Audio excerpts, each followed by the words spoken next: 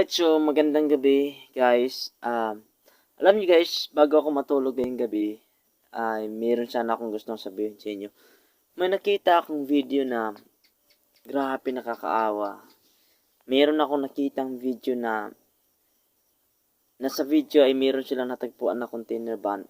At doon mismo, sa loob-loob nun, kung unang pasok mo pa lang, siguro hindi mo makikita na meron palang nakatagong sekreto. Alam niyo guys, pagkapasok nito, ng isang taong nakakita ng container van na yun, alam nyo, naawa ko sa bata talaga at himala talagang nakasurvive siya ng mga ilang buwan sa loob ng container van na yun. Guys, panoorin nyo yung video.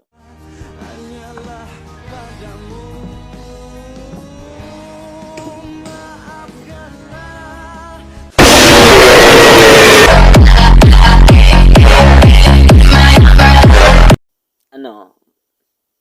Gulat ka no? Good night.